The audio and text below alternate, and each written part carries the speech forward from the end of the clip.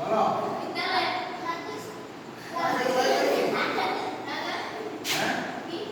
আগে পড়াশোনা আমরা কোথায় করেছি?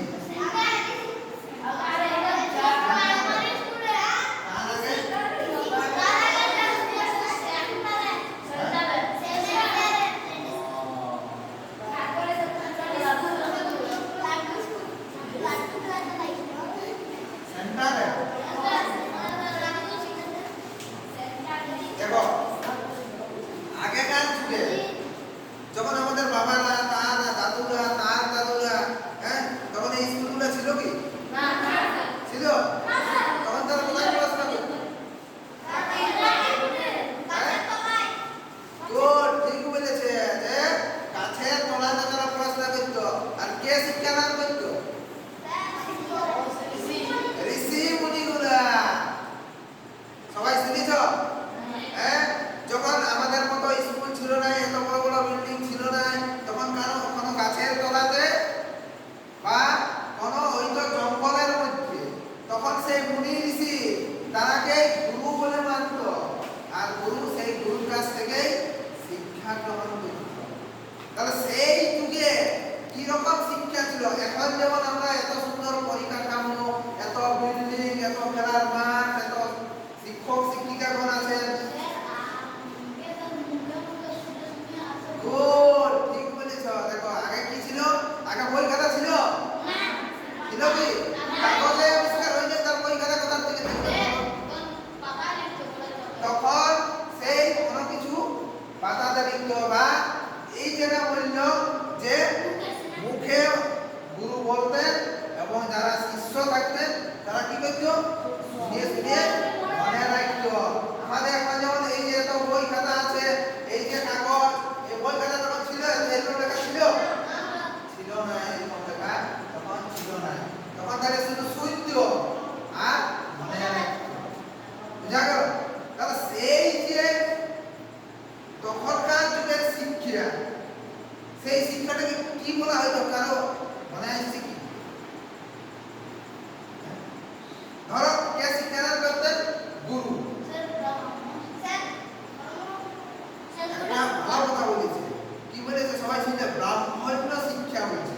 ঠিক আছে, তাহলে ব্রাহ্মণ্য শিক্ষা কেন বলা হতো? ব্রাহ্মণ্য যুগ ছিল, তার জন্য ব্রাহ্মণ্য শিক্ষা বলা হতো। বুঝা গেল?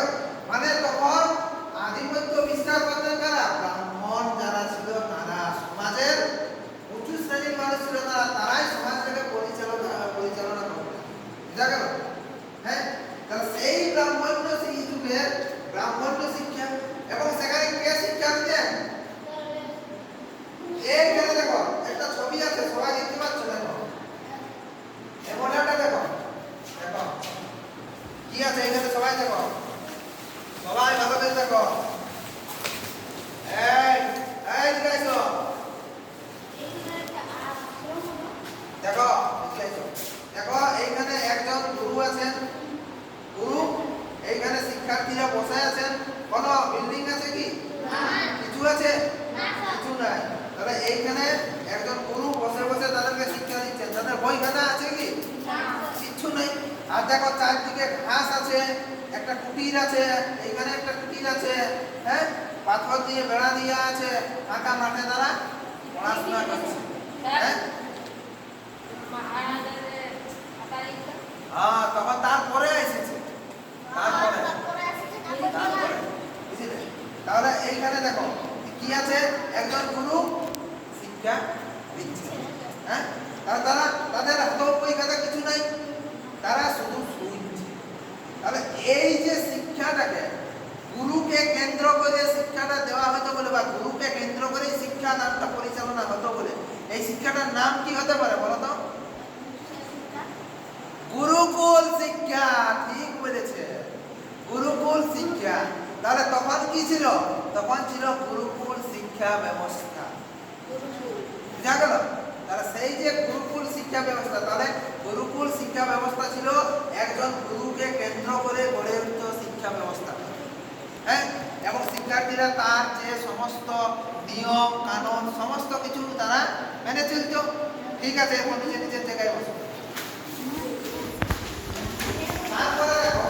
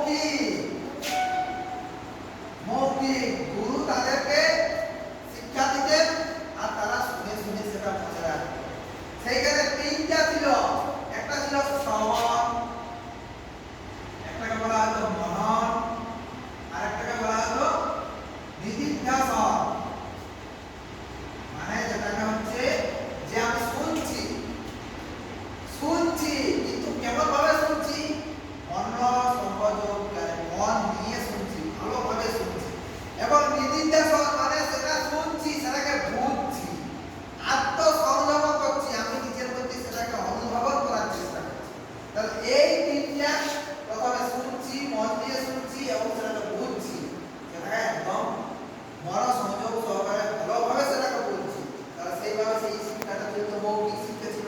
শিক্ষার কেন্দ্রে কে আছে? শিক্ষার কেন্দ্রে আছে গুরু আছে। তাহলে গুরু শিক্ষার কেন্দ্রে থাকতে, তাহলে শিক্ষার্থীদের ভূমিকা সেখানে সেরকম কিন্তু ছিল না। তাহলে শিক্ষক বা গুরু দিয়ে দিবেন যে আমার যা বলতেন সেটা শুনে শুনে মনে রাখতেন। এবং এই যে এইখানে উপনয়নের মাধ্যমে তারা শিক্ষা গ্রহণে অংশগ্রহণ করছে। অংশগ্রহণ করার পর তাদেরকে সমস্ত নিয়ম কানুন মেনে চলতে হতো। সেই অনুষ্ঠানে তারা অংশগ্রহণ করে তাদেরকে শিক্ষার সুযোগে আনা হয়। সেখানে যে কঠোর নিয়ম ছিল, গুরুর আদেশ সবাইকে কিন্তু মেনে চলতে হতো। এখন যেমন আমরা শিক্ষক মহাশয় কিছু যদি বলেন তাহলে তার কথা আমরা কি মানি তো, তখন গুরুর আদেশ কঠোরভাবে মানতে হতো। আর যদি না মানতো বা যদি কোনো খারাপ কাজ করতো বা গুরুর আদেশ অমান্য করতো তাকে কঠোর শাস্তি দেওয়া হতো। কঠোর থেকে কঠোরতম শাস্তি দেওয়া হতো। এবং এই যে সেখানে তারা শিক্ষা গ্রহণ করতো, সেই শিক্ষাটা ছিল আবাসিক ছিল। আবাসিক মানে কি? আবাসিক মানে সেখানে বাস করে তাদেরকে শিক্ষা করে। এই শিক্ষার সময়কাল ছিল কত? শিক্ষা সময়কাল ছিল 12 বছর। 12 বছর ধরে সেখানে শিক্ষা দান করা হতো, মানে শিক্ষা গ্রহণ করতে পারতো তারা।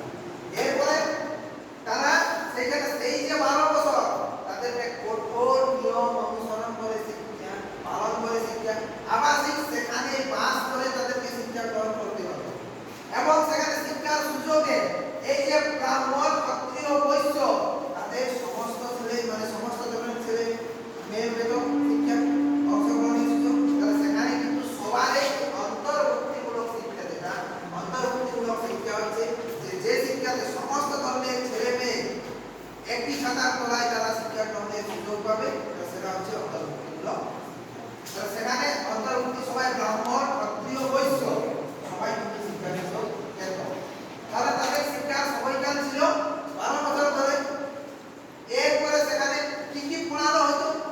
এরকম বই খাতা ছিল ছিল সেখানে বেদ তাদেরকে পড়ানো হতো, উপনিষদ পড়ানো হতো। আবার তাদেরকে যে যুদ্ধ বিদ্যা, মানে তখন তো যুদ্ধ হতো। এখন যখন আমাদের সেনাবাহিনী আছে, তখন ছিল কি নিজে বাঁচার জন্য নিজেকে যুদ্ধ করতে হবে। তাহলে তখন সেই যুদ্ধ বিদ্যা, আবার কৃষিকাজ করার জন্য, চাষবাস করার জন্য তাদেরকে সেই সমস্ত শিক্ষা, আবার হয়তো ওষুধপত্র আবিষ্কারের জন্য বা ওষুধপত্র, আমাদের যেমন এখন হসপিটাল আছে এখানে, তখন ছিল তখন ওষুধ কোথায় পেল তারা? গাছের সেই মূল থেকে, গাছের শিকড় থেকে, গাছের ছাল থেকে সেই ওষুধ তৈরির শিক্ষাটা তাদের পেত সেখানে। হ্যাঁ, বুঝা গেল? তাহলে তখন কি ছিল সেটা কিন্তু সেই সমস্ত বিষয়গুলো সেখানে শিক্ষা দান করা। হ্যাঁ, এরপরে ধরো 12 বছর ধরে তারা শিক্ষা গ্রহণ করলো। 12 বছর ধরে শিক্ষা গ্রহণ করার পরে একদিন তো শিক্ষাটা শেষ হয়। আমাদের এই যে আমরা স্কুলে আছি, স্কুল কি সব দিনেই দেখবো চিরদিন? হ্যাঁ, একদিন তো শেষ হবে। ওটা কোন ক্লাসে এইখান থেকে 12? 12 এ। তাহলে সেইরকম তাদেরও 12 বছর পরে শিক্ষা সমাপ্তি করতো, শেষ হতো। তাহলে সেই শিক্ষার সমাপ্তি হতো যখন শিক্ষা শুরু হতো উপনয়ন অনুষ্ঠানের মাধ্যমে, তাহলে শিক্ষার সমাপ্তিও হতো একটা অনুষ্ঠানের মাধ্যমে। সেই শিক্ষার সমাপ্তির অনুষ্ঠানকে বলা হতো কি? শিক্ষার সমাপ্তি অনুষ্ঠান। তাকে বলা হতো কি? তাকে বলা হতো সমাবর্তন। তাকে বলা হতো সমাবর্তন। সমাবর্তন অনুষ্ঠানের মাধ্যমে তাদের শিক্ষা শুরু হতো, শেষ হতো। এরপরে এই যে শিক্ষা শেষ হতো তাদেরকে একটা উপাধি দেওয়া হতো, স্নাতক বলে। তাহলে স্নাতক তাদেরকে নদী থেকে ভালো করে স্নান করে আসার পরে তাদেরকে উপাধি দেওয়া হতো স্নাতক। এবং স্নাতক উপাধির মাধ্যমে তাদেরকে গুরু গৃহ থেকে সেই গুরু শিক্ষা থেকে তাদেরকে কিন্তু বাইরে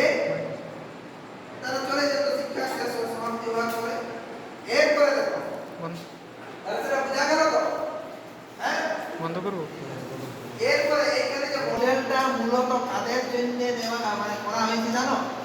এই মডেলটা মূলত করা হয়েছে যারা CWS child with special needs মানে যাদের বিশেষ চাহিদার প্রয়োজন আছে, মানে বিশেষ চাহিদা যাদের যদি কিছু কিছু তাদেরকে যদি আমরা সাপোর্ট করি তাহলে তারা আমরা আমাদের মতো সাধারণ ক্লাসরুমে তারা পড়াশোনা করতে পারবে। যেমন ধরো এইখানে আছে, এই যে লেখা আছে এইখানে, এই যে আমাদের এই গুরুকুল শিক্ষাতে বেদের শিক্ষা দেওয়া হতো, এই যে বেদ এখানে লেখা আছে, এই বেদটা দেখো, এই যে ডট ডট লেখা আছে আছে এই যে ডট ডট ছুঁয়ে দেখো, এই ছুঁয়ে দেখো, বুঝাচ্ছে ডট ডট? হ্যাঁ বুঝাচ্ছে?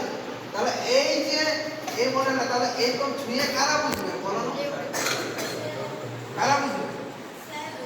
যারা চোখে দেখতে পায়নি, তাহলে তাদের জন্য করা আছে যে যারা চোখে দেখতে পায়নি তারা কি ব্রেলের মাধ্যমে শিখে। তাহলে এই যে বলে ব্রেল, এই ব্রেলের মাধ্যমে তারা হাতে ছুঁয়ে শিখে, বুঝা গেল? তাহলে কিছু কিছু ছেলে মেয়ে আছে যারা চোখে দেখতে পায় না, তাদের তো শিক্ষার প্রয়োজন আছে। হ্যাঁ, তাদের তো শিক্ষার প্রয়োজন আছে। হ্যাঁ, তারপরে দেখো এইখানে আছে কি একটা স্ক্যানার আছে। এখন বর্তমানে মোবাইল ফোন হয়ে গেছে, এই বর্তমানে মোবাইল ফোন হয়ে গেছে সবার কাছে। মোবাইল ফোনে স্ক্যান করলে এই যে জিনিসটা, এই যে আমাদের বলা আছে, মুখে বলা আছে, সে মুখে বলাটা কিন্তু আমরা শুনতে পাবো। এটা স্ক্যান করলে সেটা শুনতে পাবো। তাহলে শোনাটা কাদের জন্য বলো? চোখে দেখতে পাইনি তাদেরও, আর যারা কানে শুনতে পাইনি, যারা কানে শুনতে পাইনি তাদের জন্য।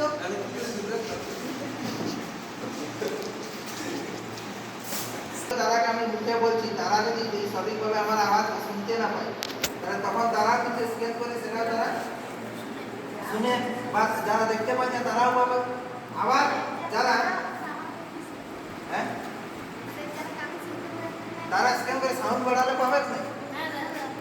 ধরো আমার মুখের আওয়াজটা তারা শুনতে পাচ্ছে, ধরো আমি তাদেরকে, যারা দেখতে পাইনি, আমি তো তাদেরকে ক্লাসরুমে পড়াবো।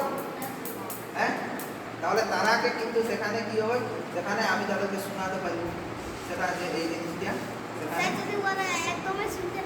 তাহলে না, তারা দেখবে, দেখিয়ে বুঝবে। এই তো দেখতে পাচ্ছে তারা, যারা শুনতে পাচ্ছে তারা তো দেখতে পাচ্ছে, তারা তো দেখে বুঝতে পারবে। হ্যাঁ, বুঝা গেল? যারা দেখতে পায় যায়, মানে যারা শুনতে পায় যায়, তারা তো এখানে কি দেখে বুঝতে পারছে যে এরকম এরকম পড়াশোনা। তাহলে এই মডেলটা তাদের জন্য করা আছে, বুঝা গেল? তাহলে এই গুরুকুল শিক্ষা ব্যবস্থা এখানে আমরা কিন্তু মানে যারা শুনতে পায়নি, যারা দেখতে পায়নি, তারা তাদের জন্য কিন্তু মডেলটা কাজে লাগছে।